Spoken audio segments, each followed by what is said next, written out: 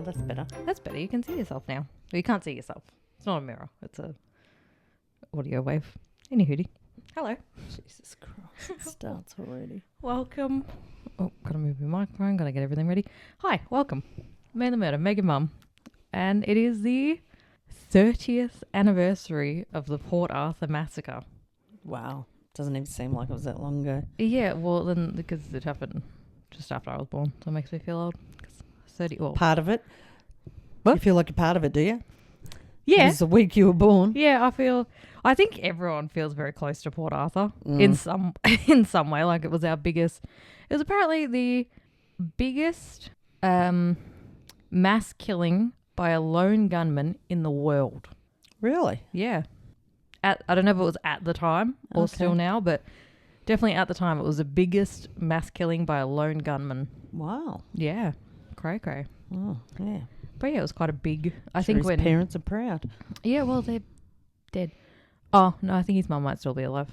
Anyway, we'll find out. But yeah, I think when a lot of people think of like true crime cases from Australia, you either think of Port Arthur or Ivan Milat. Like they're our biggest ones. Ivan Milat, yeah. Yeah, like I could, like if you're in true crime or, yeah, they're kind of our biggest ones. Like if you think of, or, you know, the dingo ate my baby.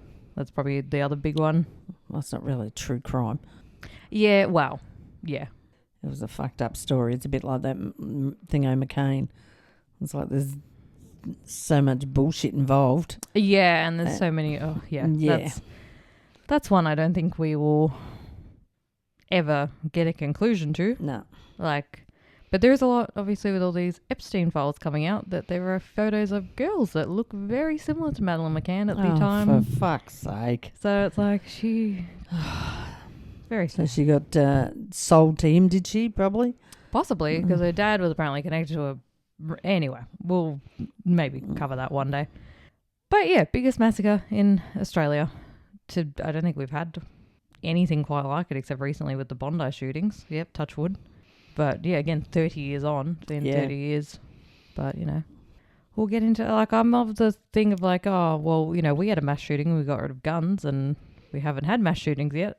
And America has one every week and they've done nothing. But then researching into this case, I was like, there's a lot of, this case is, it's a lot. This episode we're going to be covering. Do you need me here or do you want to just read it? No. You'll be here. Okay. You'll be here. But this is part 1 of technically 2 parts, and we do have a 3rd episode regarding this case as well. So there is technically 3 episodes for this case alone, but this episode will be covering the mainstream story of the Port Arthur Massacre. Yep. And obviously if we're going to talk about Port Arthur, we've got to start with the man who did Port Arthur. Martin John Bryant. So Martin was born on the 7th of May 1967 in Hobart, Tasmania. He was the first child of Maurice and Carleen Bryant. Apparently, his mum's pregnancy with Martin was great. She had no morning sickness. She worked in a chocolate factory until a few weeks before she gave birth, had a 2-hour labour, and he was out. Wow, that's probably the Cadbury factory. Oh, that's in Tasmania, isn't it? Oh. By 16 months old, Martin was walking, running and climbing, and his mum remembered how she struggled to bond with him. As a toddler, Martin would just disappear and be found somewhere weird, like standing on top of the chicken pen at the neighbour's house. Oh. His mum said that he had so much energy that she would leave him on the veranda with a harness and a lead. She'd just strap him to the veranda. Him up and like a dog. Like a dog on a pot, yeah. There you go. You run around. In this radius, you'll be fine. Oh, well, probably smart of her. Saved you having to sit there keeping an eye on him all the time. Yeah, if he's off in the neighbour's fucking chicken pen. It was probably quite clever back in 1967, 68. Yeah. It was just like, I don't have time to sit here and watch you 24/7. Especially if he's got that much energy. Run away. His mum also said that he was annoying and a different child. All kids are fucking annoying. Who frequently broke his toys. Once he hit primary school, his parents and teachers noticed an impaired development compared to his classmates. He is noted in the records from Newtown Primary School to lack friends, to be struggling scholastically, and to be persistently disruptive in class. There are references to him stealing, to him having violent outbursts, and to tormenting vulnerable children. There are also descriptions in the material of him taking delight in the discomfort and failure of other children in class situations. For his 14th birthday, Martin received from his dad an air rifle. Oh, of course. And a cat to shoot it at, or just the gun? Well, from this point, Martin would hide in the creek bed near his house and shoot at passing traffic. Oh. There is also a story. That'd scare the fuck out of you. Yeah, just bing! And then, like... Yeah, something hit the side of your car or something. You'd be like, what the fuck was that? Yeah, and it's a bullet. It's an air rifle. It's not like a BB gun. Yeah. There is also a story about how he shot a parrot out of a tree and then went up to it and shot it several more times in the head. Right. See, this is where I feel like... It started. Look, yeah, obviously. Hey, that was fun. Although he's a bloody good shot, though, to get a bird in a tree. Like, see, that's where, when we talk about next week, the conspiracy of... Do you have to come back next week? Yeah, you do. And every week after that. Fuck. Okay. Remember the whole see you next Tuesday at the end of the episodes? Yep, got it. It's coming back to me now. It's just flashbacks to now. Yep. The conspiracy, there's a lot of people that heavily go, oh, well, how is he such a good shooter? It's like, he got his first gun at 14. Yeah. He used to had shoot a at lot of cars. practice, cars. So they're moving targets. Exactly. Cars moving, bird. You So would have been lining that up. It might have sat on its thing, but yeah. A bird, like As soon as I heard that. See, that's where bits of the conspiracy for me unravel. Yeah. Where it's like, he's been shooting he was 10 years. Yeah. Like, it's not like he... And I got to admit, someone who's shot a gun, it is fun.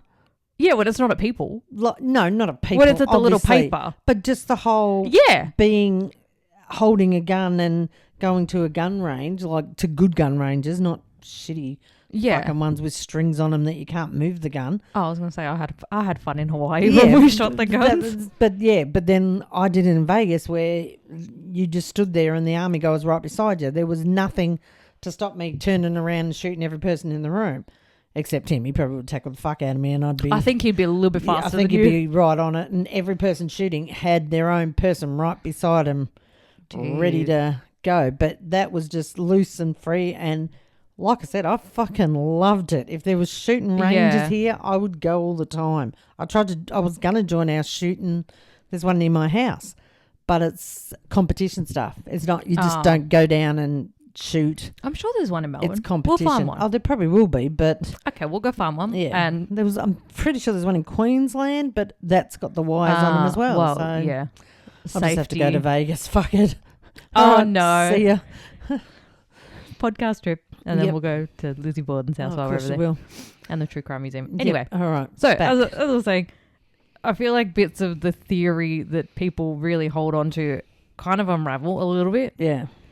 When he was 16, Martin left school, which was decided after he saw a clinical psychiatrist. Martin's mum remembers what? Martin's mum, fuck. Do you want to start again? Yeah, I'll try Morning. Again. Welcome Hi, to Mainly. Martin's mum remembers this of the appointment. Quote, "It didn't take him long to see that Martin had a problem. Martin was not able to concentrate on what Dr. Dax was saying and interrupted him to talk." Dax Shepherd. No, it was the Dax. Remember we talked about him in Arrowdale. Okay. If you haven't listened to Arrowdale, go back to it. Episode. Fucking forgot some words there. Martin was not able to concentrate on what Dr. Dax was saying and interrupted him to talk about the age of the house and the fireplace in the room. Martin definitely had ADHD. Well, probably, but it obviously wasn't a diagnosed thing back then. Yeah. After a few more consultations, Dr. Dax said that Martin would be unemployable as he would upset and annoy people to the extent that he would always be in trouble. He would have to be put on the disability pension. The clinical psychiatrist, Dr. Eric Cunningham Dax, notes say about Martin.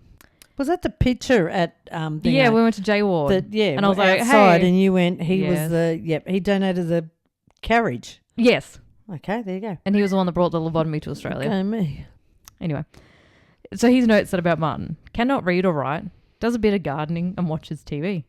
Only his parents' efforts that prevent further deterioration. Could be schizophrenic and parents face a bleak future with him. It's a bit of foreshadowing from Dr. fucking Dax.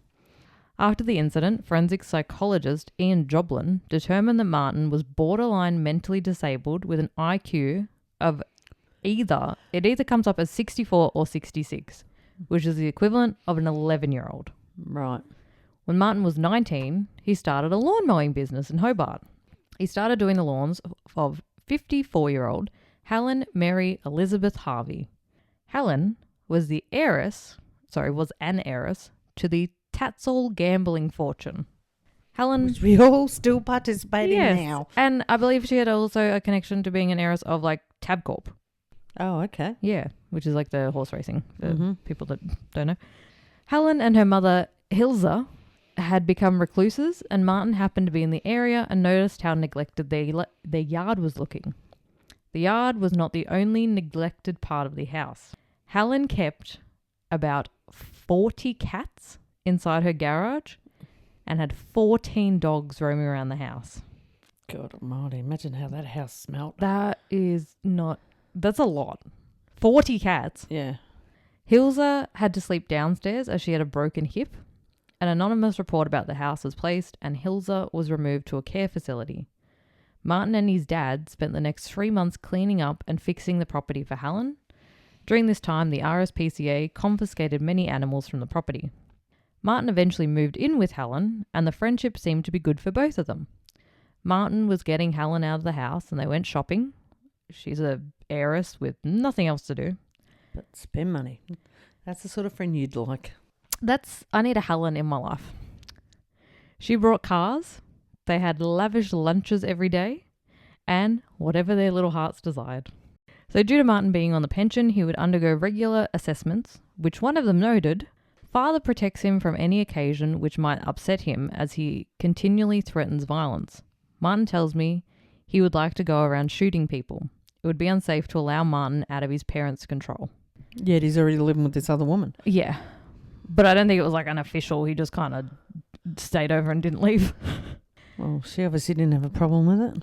No, she had a friend. She had more money than Probably she could spend on someone that herself. didn't judge her because he didn't have the capacity to judge her. Yeah, he's like, cool, you've got garbage and cats everywhere. That's fantastic. Yeah. So Helen and Martin moved to a dilapidated farm in Copping.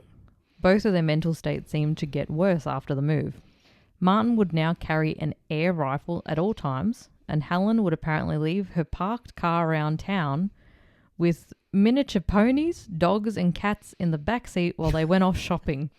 Could you imagine? Don't you take your miniature pony down the street with you to all Coles? the time, but... Yep. I'm just going into Coles. You don't eat the headrest. I'll be back in a minute. I feel like I could just picture like whatever car they had, there's a pony and a bunch of cats, and then she's parked like on the curb sideways and be like, all exactly. right, yeah. off we go. We'll be back in a minute. Cops drove past going, oh, that's all right. That's just Helen. That's just Helen and Martin. They'll be back in a minute. So on the 20th of October, 1992, Martin and Helen were driving home after another day of shopping when the car swerved and crashed. It's speculated that Martin would grab the wheel while Helen was driving, and he was known to do this and had done it and had caused 2 previous accidents. The difference with this one is that Helen broke her neck and died. Did she die in the car accident? Yeah. Oh. Because he would fuck around and just grab the steering wheel. Yeah. And this time he killed her. Well, if he had Well, yeah. grabbed the steering wheel, everyone's assuming that. Yeah. Only he knows that. Not long before this, Helen had altered her will to leave her 3 properties, dozens of cars, and dozen of car. One car with a 12 Dozens on it. of. Yep. And everything else to my friend Martin Bryan for his own absolute use and benefit. Wow. But Martin's dad was named as a trustee, meaning that he had no power or ownership of anything until his dad died. Yeah. His dad, Maurice. I should do that with you. Well, your dozen car. My dozen car. Your dozen car. Yeah. I have the dozen car. Until you turn sensible. I'll write a test. If you can pass it, you can have the money. As long as it's not You maths. can't. I'll be fine. If you can't, it's going to Logan. His dad, Maurice, ended up looking after the farm. And on the 14th of August 1993, a friend came to the farm looking for Maurice. Instead, they found a note pinned to the door that just said, "Call the police." The police searched and it wasn't until 2 days later they found Maurice's body in a nearby dam with a diving weight belt around his neck, and his death was ruled a suicide. as opposed to assistance from the son.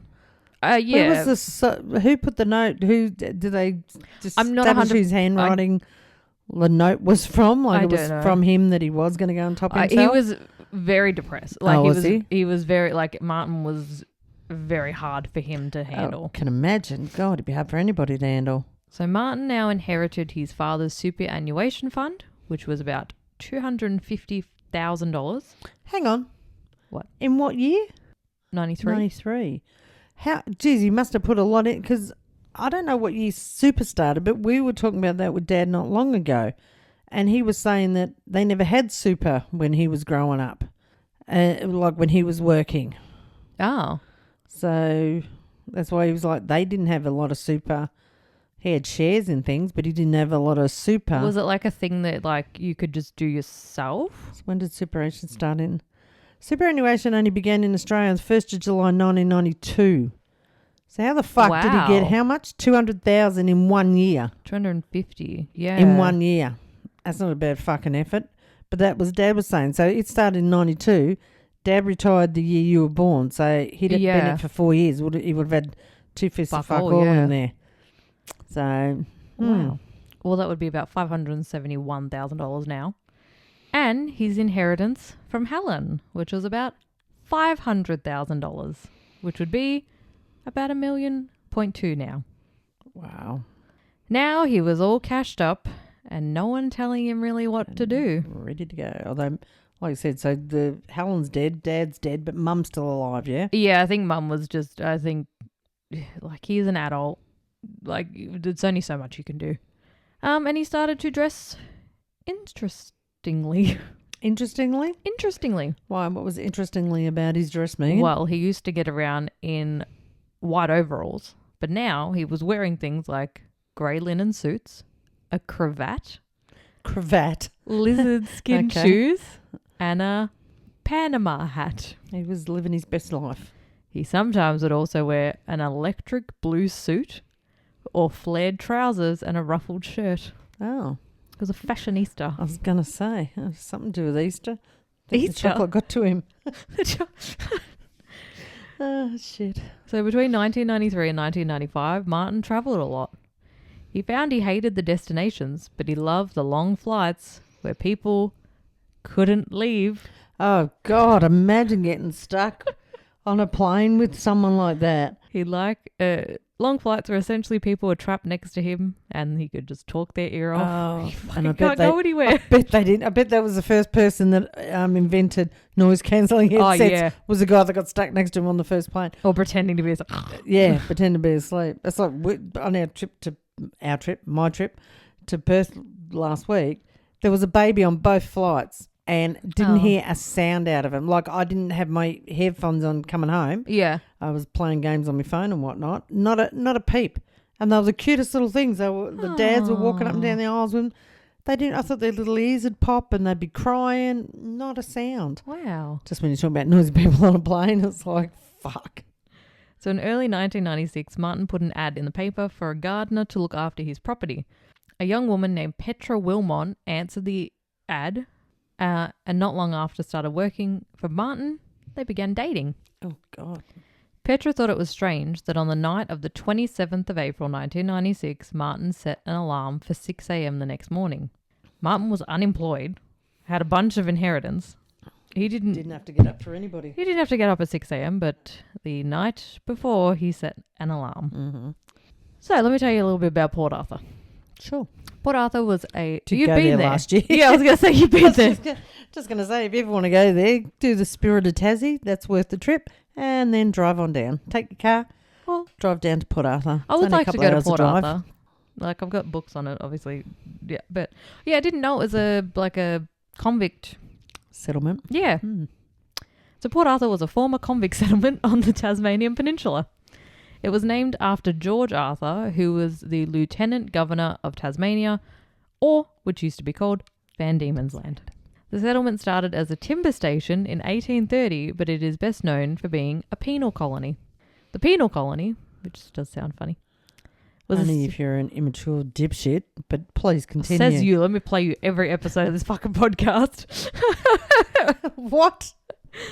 The penal colony was established in September 1830 and was the destination for those deemed to be most hardened of transported convicts, so-called secondary offenders who had persistently reoffended during their time in Australia.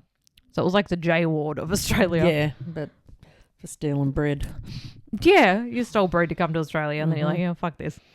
The offenders that were sent to Port Arthur, which had some of the strictest security measures in the British penal system.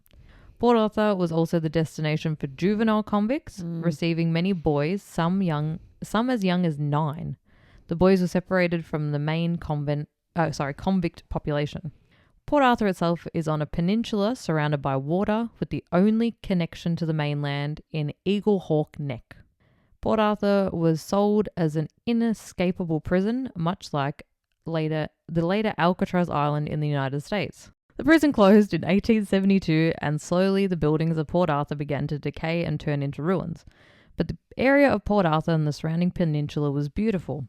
Since 1987, the site has been managed by the Port Arthur Historical Site Management Authorities and is now a historical site.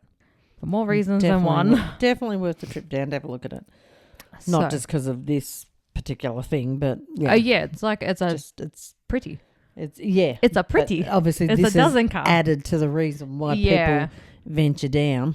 So on the 28th of April, 1996, 29-year-old Martin Bryan jumped in his Volvo sedan and headed towards Port Arthur at around 9:45 a.m. He took with him handcuffs, rope, a hunting knife, containers of petrol, 3 semi-automatic weapons, and a large amount of ammunition. Martin didn't have a driver's license, let alone a firearms license. No, that wasn't going to stop him. No. He had multiple weapons hidden around his house, such as firearms hidden in pianos. Since 1993, 3 years prior to Port Arthur, Martin started purchasing weapons and ammunition. At 10:30 a.m., he went to the Midway Point news agency and purchased a cigarette lighter. He then went to a supermarket and purchased a bottle of tomato sauce. What was the tomato sauce for? No idea. Okay. Then before lunch, he stopped at a Shell service station and brought a coffee. What do you want coffee for? Oh, no, I probably know the answer to that He needed energy. We all need a morning coffee. Mate, if he'd gone Pepsi, if he'd gone the old Pepsi Max, he would have been all right. His first stop was a place known as the Seascape property, which was a holiday accommodation.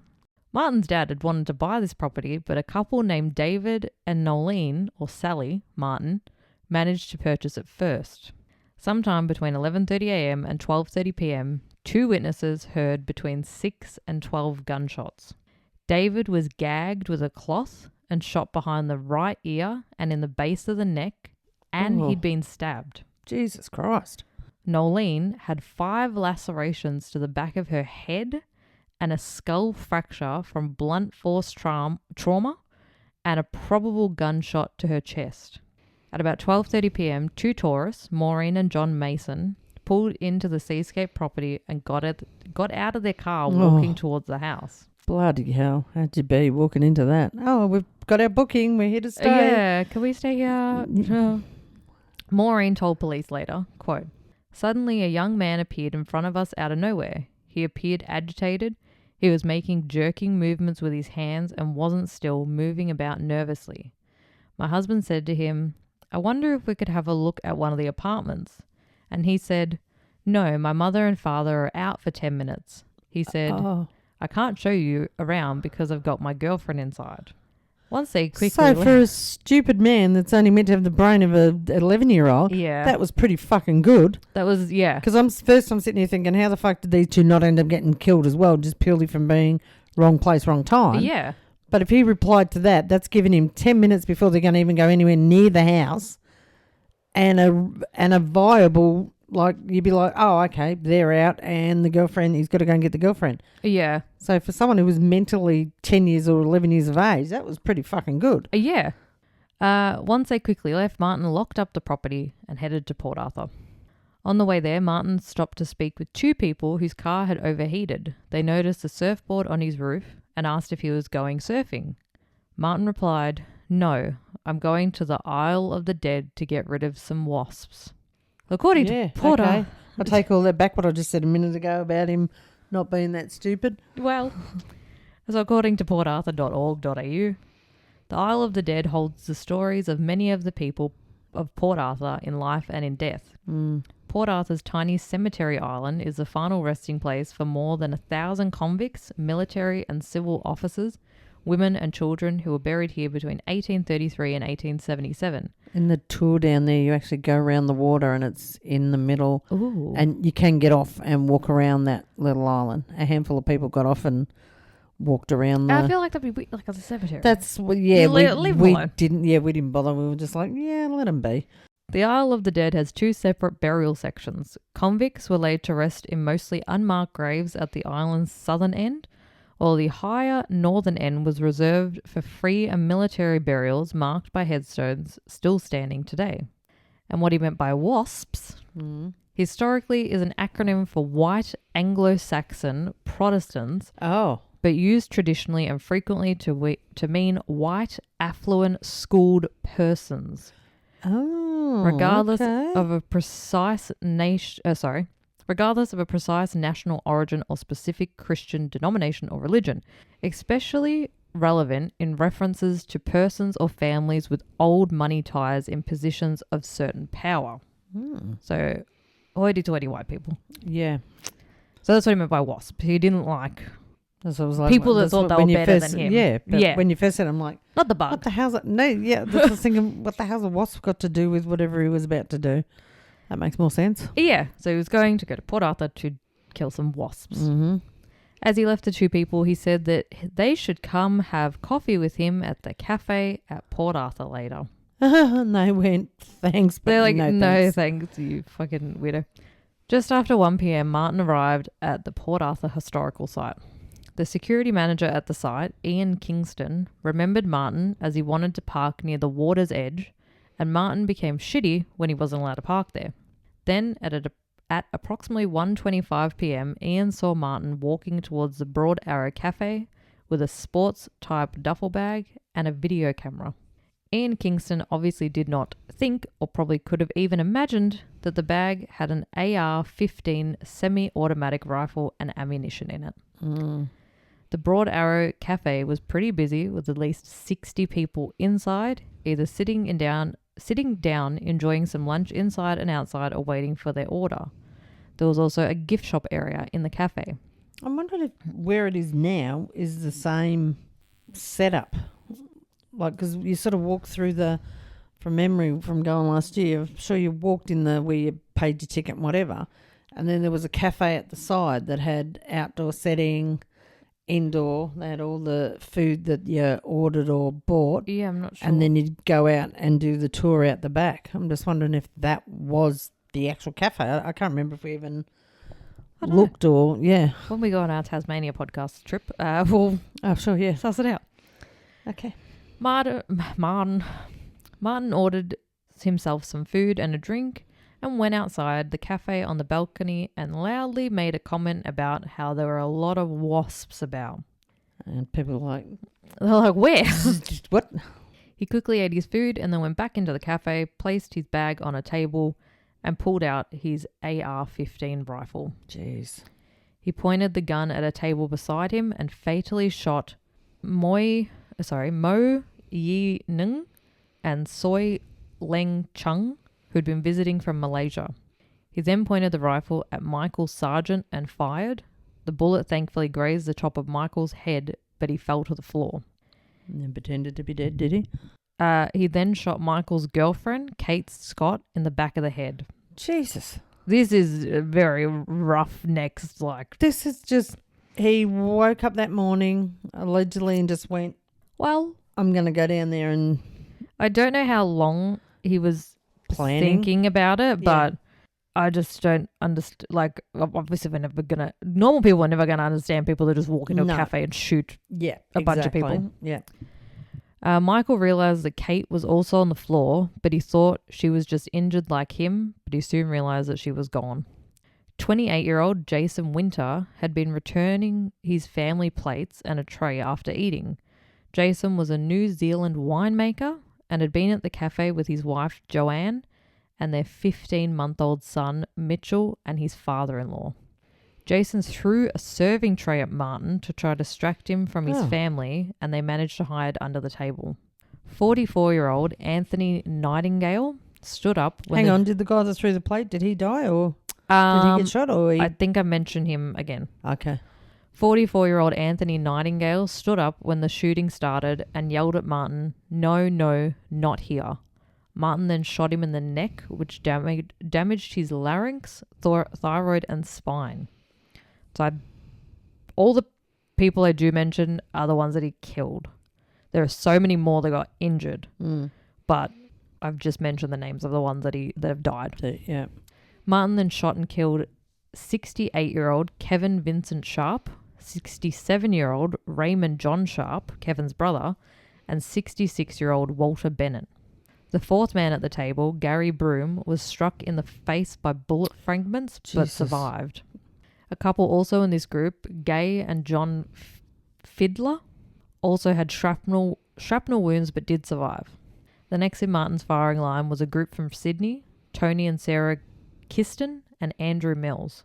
They'd all stood up from their table after the shooting began. Tony managed to push his wife Sarah out the door before him and Andrew were fatally shot. Jesus. A man named Peter Crosswell managed to drag his two friends, Thelma Walker and Pamela Law, under a table where they only had injuries from bullet fragments. I was going to say, you wouldn't even... Like, I know that would be your first instinct, but this fuckwit could have just gone around, just pinned under table, from the top of the table down. You didn't know what he was going to do. No. You didn't know if he was just... Like, when you said stand up, I thought, well, that'd be the last thing I'd be fucking doing, going, hey, here I am. I would have thought that would be a more obvious... close enough to the door, you'd be like... Close into the door, yeah, you'd try and get the hell out of there, but Jesus Christ. Because you don't know... wouldn't even assume being under a table was going to help you or... Well, in... I can't remember what year Columbine was. I want to say 91 or 93. I think it was before this. But they went under tables. That's what I mean. Yeah. Just because someone, especially if he's gone into a cafeteria to do as much damage as he could. Yeah. And people are just under the table, you would assume he'd just fire under the table. I don't think that would have been they're under the table, I'll just go the easy targets. Yeah. He was just after everything and anyone. A woman named Bridget Cook, who was working in the kitchen area. Cook. As a good... Look, you're meant to be working in a kitchen. She was in the kitchen when the shooting started. Bridget and her three colleagues managed to escape out the back of the serving area. Her three colleagues ran and hid in nearby trees, but Bridget bolted to the information centre to warn others what was happening in the cafe. Martin then moved over to a table where Graham Collier, Carolyn Loyton, and her 15-year-old daughter Sarah had been sitting. Graham was shot in the jaw but managed to survive after nearly suffocating on his own blood. Carolyn threw herself on top of her daughter when Martin shot her in the back. Carolyn survived, but Sarah sadly died from a shot to the head. Hang on, the mum who jumped on her daughter. Yeah, she got shot in the back and survived, but the daughter got shot anyway, even though she was trying to hide her under it. One horrible detail about this story. Oh, so far they've all been horrible, Megan. It's horrible, but I feel like this is just like, it makes your stomach hurt. Due to it being a historical site, people assumed it might have been some sort of reenactment and started heading to the cafe. Oh, which makes sense, but... It'd be like at Sovereign Hill. Yeah. Like when they start doing shows. Yeah, exactly. So this drew people closer to the cafe as they may have assumed it was some sort of show happening. Fuck. 55-year-old Mervyn Howard and his wife, 57-year-old Mary, had been sitting at a table in the cafe near the front window. Martin fired and fatally hit Mervyn in the head. He then moved closer to their table and shot Mary in the neck and then in the head. Martin was now standing in front of the exit, preventing anyone from leaving. Oh. So far, he has fired 17 shots, has killed 12, and has injured 10. Then he headed for the gift shop. Behind the counter hiding was two young women who worked in the gift shop, 17-year-old Nicole Burgess, who was fatally shot in the head, and 26-year-old Elizabeth Howard, who was killed after being shot in the arm and chest. Cora Lee Lever and her husband Dennis had been hiding in the gift shop when Dennis was fatally shot in the head. Pauline Masters, Ronald Jari, Peter Nash and his wife Carolyn had all made a run for the door, but unfortunately it was locked. Oh, God. Martin was coming, so Peter Nash laid on top of his wife Carolyn to protect her. Pauline, Ron and Peter were all fatally shot. Pauline Masters had come to visit Port Arthur with her sister and her mum, who were waiting outside the cafe while she went into the gift shop. Ron Nita and his wife Gwen had been in the gift shop when the shooting started and had hidden behind a table. Gwen attempted to make a run for the door when she was fatally shot in the head. Martin... Yeah, what, he was not a good shot, but he's a lot of all headshots. headshots. He fucking knew where he was going. He Yeah. knew what he was doing. He was aiming for a specific part of pretty much everyone. Most of it them wasn't you've just said has like been head. Yeah, randomly shoot, Yeah, getting just someone like in the firing leg all over the place, hoping he got something. Yeah. He was dead-eyed They were dicking. all mostly headshots. Yeah. Yeah. Martin was then distracted by movement back in the cafe, so headed back in there and shot Peter Crosswell, hitting him in the butt. Oh. I know we just said they're all heads, but someone got shot in the butt. Did he die? Can you die from a bum wound? I'm not sure. So Jason Winter, the man whose wife and father-in-law and baby were hiding under the tables of the cafe, thought Martin had gone.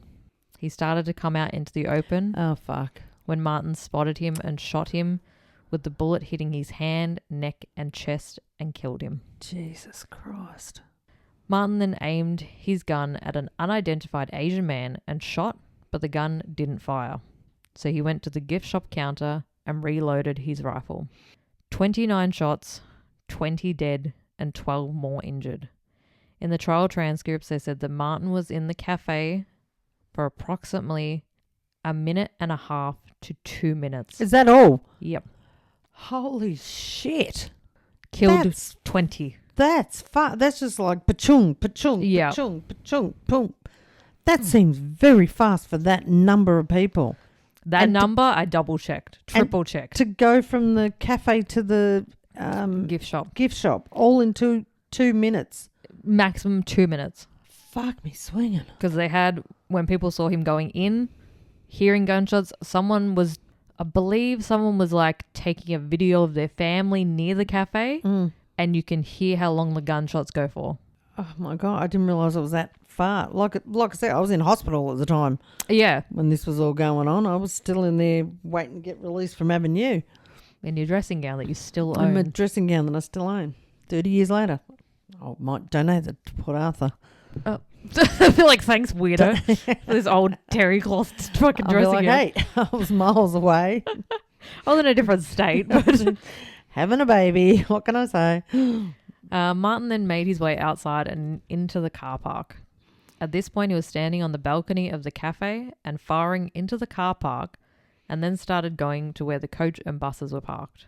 People were trying to scatter through the car park between the buses. Fuck. One of the coach drivers, Royce Thompson, was trying to walk beside one of the coaches when he was shot in the back. Royce managed to crawl and hide under the coach, but sadly died from his wounds. Bridget Cook, who had escaped and gone to warn others, was still in the car park warning people that there was a shooter.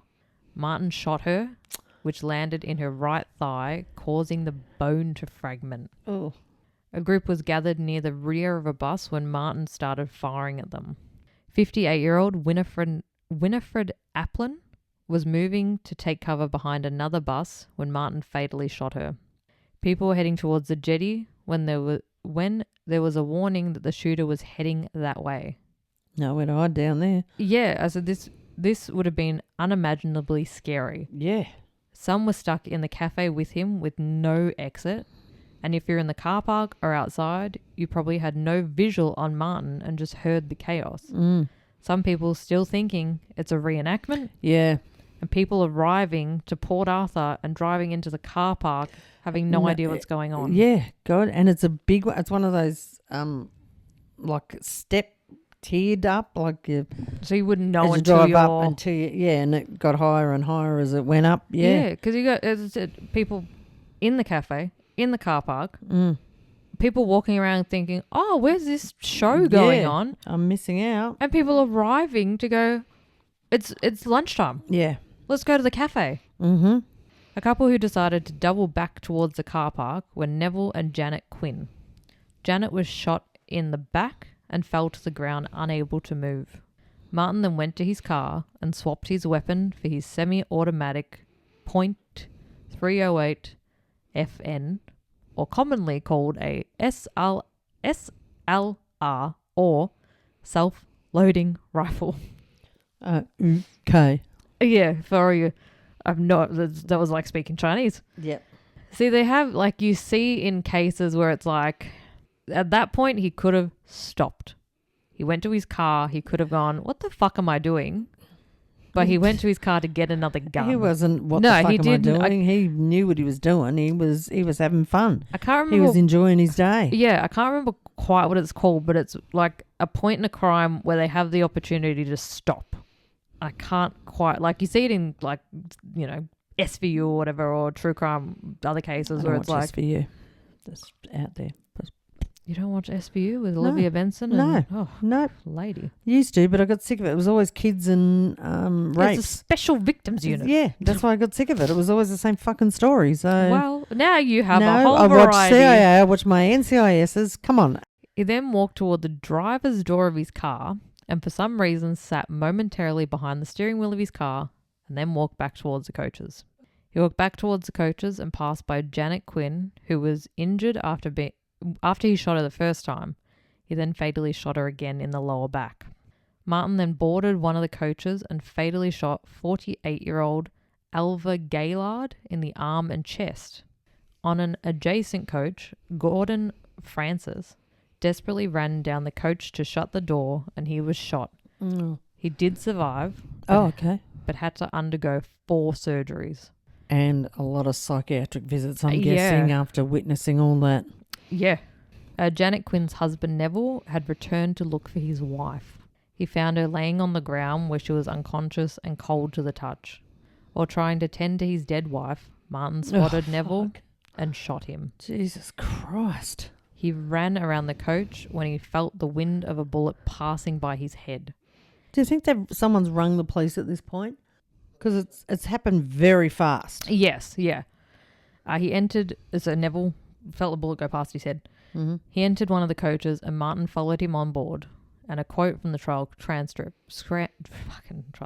Quote from the trial transcript. He ran further around the coach. One more shot was fired at him before he thought he was in the clear of Bryant and could make his escape onto the coach. Unfortunately, Bryant saw him enter the coach and followed him. Mr. Quinn had moved down the coach slightly and had sheltered behind one of the seats. Martin approached him, stood over him, and pointed the rifle at his head. Jesus. Mr. Quinn looked up, and just as Bryant was about to pull the trigger, Bryant said to him, "No one gets away from me." Fuck. Who else was on the bus that knew this? At that moment, Mr. Quinn ducked instinctively, moved his head forward slightly. The gun discharged and the bullet missed Mr. Quinn's head and struck him in the neck. Oh, okay. So he said it. The shot did not cause any bony injury, but it paralyzed Mr. Quinn for a short time. He regained movement in his legs and walked off the coach and back to his wife for about 10 minutes. During all the chaos, James Belasco stopped and tried to capture a video of Martin. In 1996, no one's just got a bunch of iPhones that you could take videos. No, that's right. It would have been a full-on big camera bloody thing. James was shot at but was missed and it hit a nearby car. Another quote from the trial transcripts from Mr. Bug QC. Your Honour. I don't know why I said it like that. You're an idiot. Your Honour. We know why. Throughout the incident that I described to you today, most people who had an opportunity to observe Bryant stated that he appeared calm, unrushed, and not showing any signs of emotion, with the exception of Mr. Rivera's comments as to his observation of Bryant at the start of the shooting. He clearly intended to cause maximum harm, and there is no discrimination of his choice of victims. Martin then got into his car and headed for the exit. Some witnesses said that as he was leaving the car park, he was beeping his horn and waving.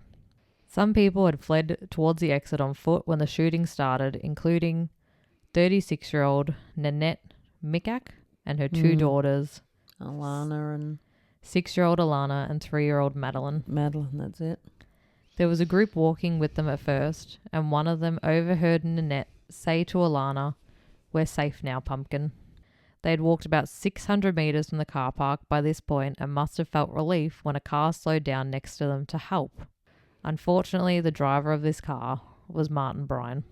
Martin got out of the car and placed his hand on Nanette's shoulder and was overheard telling her to get on her knees, and then he shot her in the temple. He then shot 3-year-old Madeline twice. Alana had run and hid behind a nearby tree, but Martin found her and shot her at nearly contact point in her neck. Yeah. So I never knew that. All What? these years that they were walking, they were down the street. They were heading out away from it all. I for some reason always have assumed, I don't know why, that they were in the cafe or wherever. Yeah, no, they had I didn't realise got they out. were heading. Thought they were away from the prick. Yeah. Martin just got back into his car and drove towards the toll booth. The toll booth wasn't moving as cars had been told that there was a shooter down at the historic site. So a couple of cars had essentially done a U-turn and were parked at the toll booth talking to each other and the attendant. That's when Martin Bryan reached the booth. One of the cars was a gold BMW with the occupants being Mary Rose Nixon, Jim Pollard, and their friends Robert Salzman and his wife Helene, who had been visiting from Switzerland. Martin and Robert Salzman were now in an argument when Martin grabbed his .308 caliber rifle and shot Robert point blank in the neck. He then turned the gun to Jim Pollard and fatally shot him too. Martin then pulled Helene Salzman from the BMW and fatally shot her as well. He then went to the passenger side where Mary Rose Nixon was seated and shot her twice before dragging her body out of the BMW. Martin then grabbed some things from his Volvo, put them in the BMW, then grabbed his AR-15 rifle, ammunition, 2 sets of Smith & Wesson handcuffs, and at least 1 container of petrol. Martin was driving when he cut off a white Toyota Corolla. They all came to a stop and Martin got out of the car. Inside the Toyota was 35-year-old Glenn Pierce and his girlfriend, 28-year-old Zoe Hall. He dragged Zoe from the passenger seat while Glenn got out of the driver's seat and attacked Martin. Martin raised his rifle to Glenn's chest and pushed him into the boot of the BMW. Oh. Zoe was back in the Toyota and trying to get to the driver's seat when Martin shot her 3 times.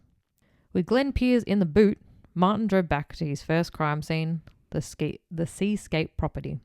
He was out the front of the Seascape property for a moment, just shooting at cars passing by. He then eventually got Glenn out of the boot, handcuffed him to a stair rail in the Seascape guest house. He then went back outside and set the BMW on fire. What? So they couldn't check for fingerprints or anything? I'm pretty sure everybody can ID you at this point. So just a quick recap. He left his home at 9:45 a.m. Mm-hmm. Sometime between 11:30 a.m. and 12:30 p.m. he went to the Seascape cottage and killed the Martins. Mm-hmm. 1:25 a.m. Martin was seen entering the Port Arthur cafe. 2 p.m. he was back at the cottage. Far out. In just over 35 minutes, he had killed 35 people and had wounded 23. He killed a person a minute. Yeah. Just after 2 p.m, an ABC reporter, Alison Smith, was starting to cover what was happening. While heading down to Port Arthur, she was ringing local businesses trying to get information on what was going on. One of the numbers she rang was a Seascape. was a Seascape's cottage. It's a hard Seascape cottage. Mm-hmm. This is also from the trial transcript. Between 2:30 and 2:40 p.m, she telephoned the Seascape number and Miss Smith gives the account of what occurred. A male person answered the telephone and said, "Hello? Hello?" The male person was laughing hysterically and I again said, "Hello," and then he said, "Hello." I then asked this person if I had the right number for Seascape and he laughed again and said yes. I said, "Who am I talking to?" He laughed again and said, "Well, you can call me Jamie." Jamie? Yeah. Okay. I then said, "It's the ABC calling. What's happening?" He then replied, "What's happening? What's happening is I'm having lots of fun." Oh. There was a pause and he said, "But I really need a shower." Another pause. If you try to call me again, I'll shoot the hostage. Oh, okay. Well, that was a bit of a giveaway. Yeah. Miss Smith could hear breathing into the phone for a few seconds and then it cut out. Police were now at the Seascape cottage and there was an 18-hour standoff with Martin firing shots at the police. The police hostage... So him being in the cottage when them trying to capture him was 18 hours, but he was literally half an hour doing everything that he achieved. Wow. The police hostage negotiation team made contact with Martin a few times. He was identifying himself as Jamie and told them that his hostages were alive. He had Hostages? Yep. Who else was there? The guy from the boot and... Well, people that was... He'd cooked them something to eat. They had tea and orange juice. Hostages at this point because they did not know... The owners were... The two they owners didn't were know dead. that he'd killed them first. So, yeah, before he even started on his other... Yeah. So the only other person in the thing up at this point is the guy that was in the car? Yes. Okay. And Martin Bryan. And the two dead bodies from earlier. From the quote 2 hour mainstream story. Yeah. The Martins are dead. Martin Bryan and Glenn are in the house. Mm-hmm. We'll get into next week that there may have been someone else. Yep. Martin demanded a helicopter to take him to Hobart Airport and then to fly him to Adelaide. To Adelaide. I don't know why Adelaide, but sure. Not to shit on Adelaide. I love Adelaide, but weird destination. Not Mexico or something, like, you know. Yeah. Throughout the night, Martin was shooting from various weapons in different directions from the upper floor of the cottage. At around 11:45 a.m. the next morning, they noticed smoke coming from the upper level window. By 8:15 a.m., most of the cottage was ablaze. 10 minutes later, Martin was seen running from the cottage, appearing to be on fire, and he was arrested. Glenn Pear's body was found after the fire was put out. He had been handcuffed behind his back and then handcuffed to a immovable object. He had also been shot in the neck and abdomen. Oh, okay. So he was... It was hopefully dead before the Fire. Yeah. The next day, Detective Inspector John Warren went to interview Martin at hospital. Martin said that he didn't know anything about the shooting and that he was a long way away from Port Arthur surfing. He had added that he had been unjustly accused. Mr. Perk said in the trial transcript about the interview done with Martin in July 1996, quote, "Your Honour, the quality of the sound and vision on this interview are not particularly good. There are some breakdown with the recording facility and the tape had been reconstructed using the audio from an audio tape which was recorded at the same time as the original video. So there is some lack of synchronization at times and the vision is not particularly good. But I would now seek your Honour's leave to have this interview played in court. It goes for approximately 2 hours and it is conclusive... What? And its conclusion, the learned district... Fucking, what is wrong with me? Don't know. Director of Public Prosecutions will complete the Crown presentation of facts. During this interview, they showed Martin the guns of his that they had found. And this is a transcript. Question. That's not a question. They all say Q&A, but it should have been like person talking, Martin Bryan. Mm.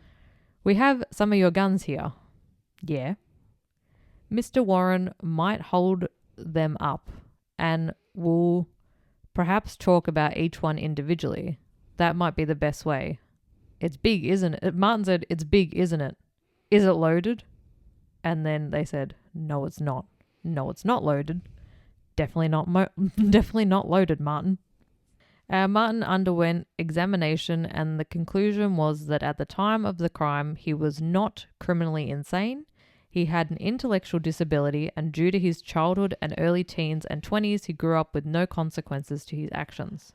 Martin was fit to stand trial, which began on the 7th of November 1996, in which he pleaded guilty to all charges. 2 weeks later, Martin Bryan was sentenced to 35 life sentences plus 1,652 years in prison without the possibility of parole. He was given 35 counts of murder, 20 counts of attempted murder, 3 counts of inflicting grievous bodily harm, 8 counts of inflicting wounds, and 2 counts of arson. For the first 8 months of his sentence, Martin was in complete solitary confinement in a suicide prevention cell. In 2006, he was moved to Hobart's Wilfred Lope Centre, which was a 35-bed unit for inmates with serious mental illness.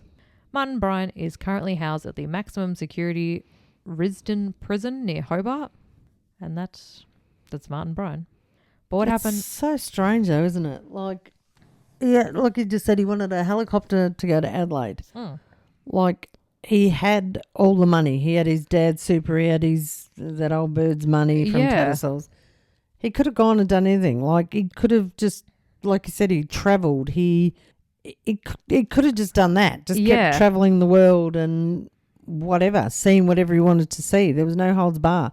Yeah. Could have done it all on his own without any judgment from anyone, without answering to anyone, just toddled off on his own little world. Yeah. But instead he chose to grab a handful of guns and just cause absolute fucking nightmares for everybody. So what happened after the massacre? Oh, okay. A few weeks after the killing, the Port Arthur site reopened with a memorial garden and a monument dedicated at the Broad Arrow Cafe in April 2000. About a year after the massacre, Alana and Madeline's father, Walter, Philip West, who was a doctor from Melbourne who had 2 daughters about the same age as Alana and Madeline, and a small group of volunteers, including others who survived the Port Arthur Massacre, established the Alana and Madeline Foundation. Yeah, I always wondered why it was those two. Like, I know they were young and... I think they were, like everyone else were, I think they were 3 and 6. Then there was like a 16-year-old and everyone else were kind of older. I think it might have been because they were children.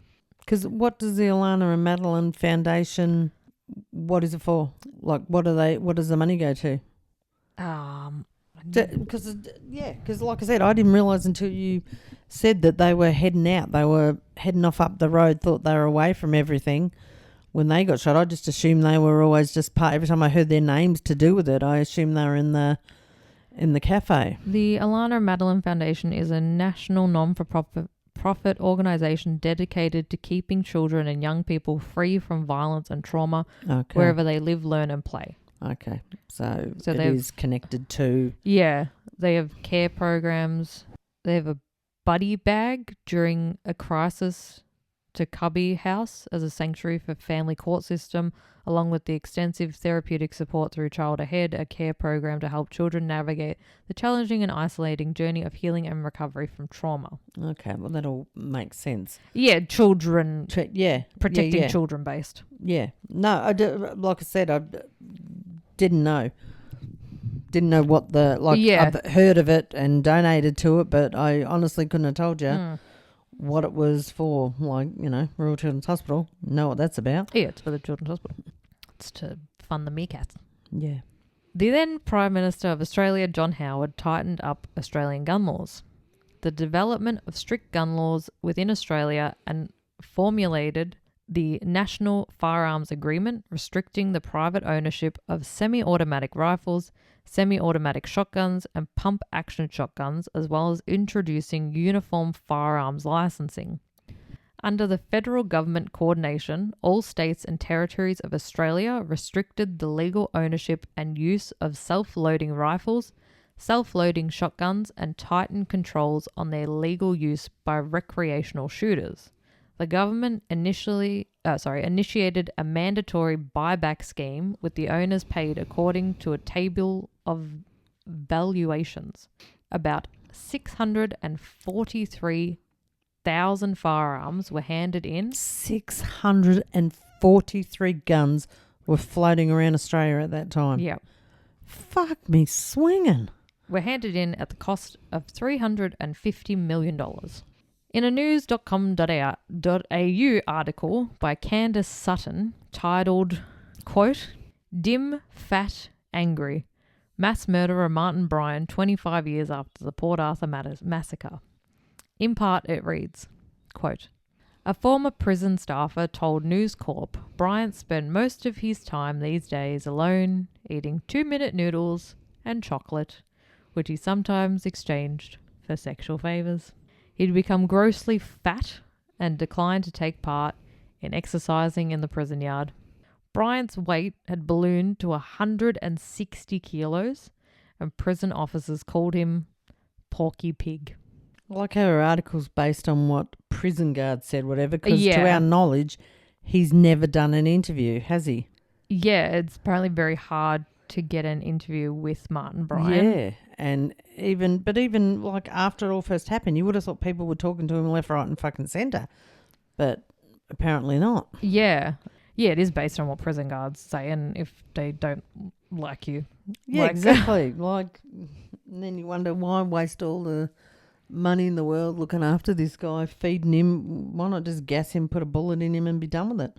Well, that's what we will cover next week on the whole conspiracy. I'm gonna make us some tinfoil hats. I know. It's amazing that there can be a conspiracy considering there was that many people there That would have seen one man with a gun. Surely you're all looking at the same thing. It wasn't like there were 6 different blokes and you were trying to ID 6 different shooters. There was one man. So surely every other person that was down there was looking at the same one man. See, I know the kind of vague conspiracy theory. Like we're recording next week. I haven't even deep dived into it this week of going to put my tinfoil hat on.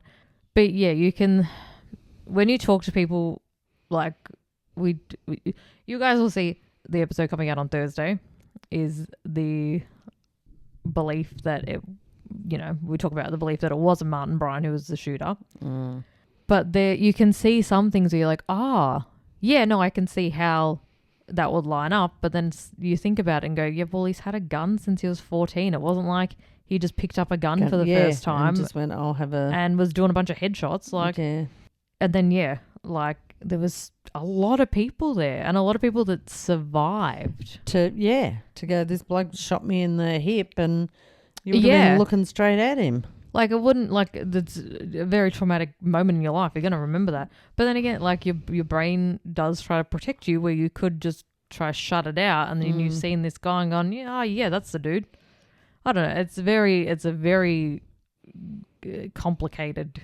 Oh, 100%. But you would also think, like we said, there was that many people down there that were either trying to get through the car park while he was shooting people in the bus that would have seen him. Yeah. Would have been able to do it because he wasn't a small man. It wasn't like he was just some brown haired guy. Long blonde hair. Like he was very pretty distinctive sort of fella to be picking out. Basically, he was looked like a surfy dude. He looked like a surfy, He said he had his surfboard on his car. So he wasn't just a short back and sides, just he had a normal... Yeah, he was 6 foot tall and he had brown hair. Okay. Yeah, it's like he was a lanky blonde dude. Yeah. Like... Exactly. As I said, people were... it's not like these days where, you could look at everyone's phone and go, you could...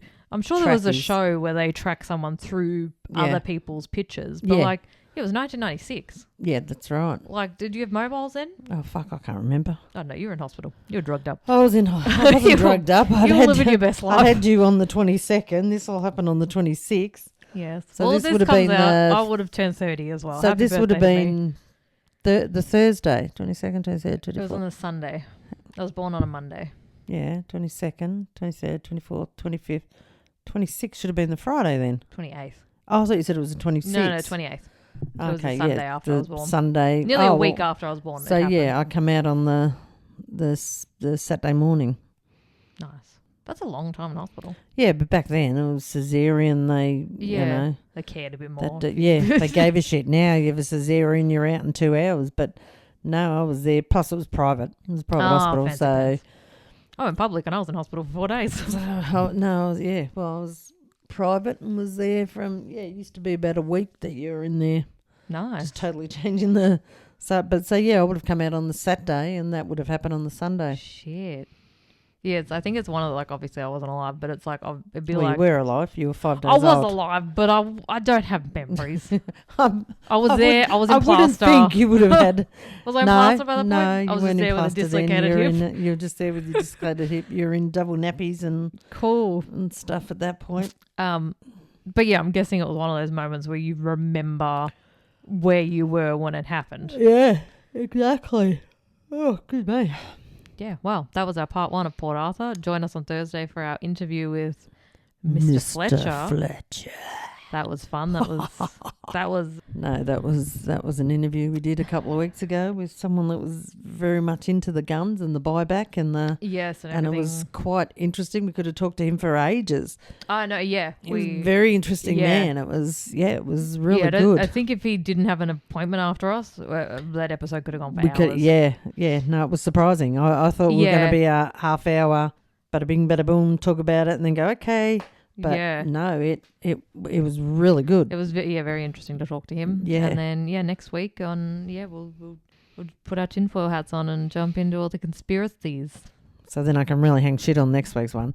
I couldn't do that today. There's I couldn't, like, even when you said names, it was like, oh fuck, I really want to take the piss out of that. But it's just not the story. Not when it's in your own backyard. Yeah, it wasn't the story to hang shit. I'll hang shit on the fuckwits that have their bloody tin hats on, like you said, next week. Yes, because some of them I've just started researching it, and I'm like, it makes like it made me think, and I'm going, oh yeah, and then some things are like, oh okay. So we'll jump into all that next week. You can join us on Instagram at mainly_murder. You can join our Patreon. You can buy us coffee, or you can email us at MainlyMurderPodcast at gmail.com. I was going to say, you can't forget. You said it backwards yesterday. Surely you I know, I did pretty well, didn't I? Did very well. I just want subliminal messaging. I just want someone to email. At com. It's going to be a lot easier than someone doing your fucking pigeon. Hey, I got a pigeon. Fuck off. Just email me. Just email me a picture of a pigeon that you've seen. No, I don't want a picture of a fucking pigeon. I don't want a stock image. I want a real life pigeon that you've seen and you take a photo of. Shut up. Goodbye. Anyway, see you next Tuesday.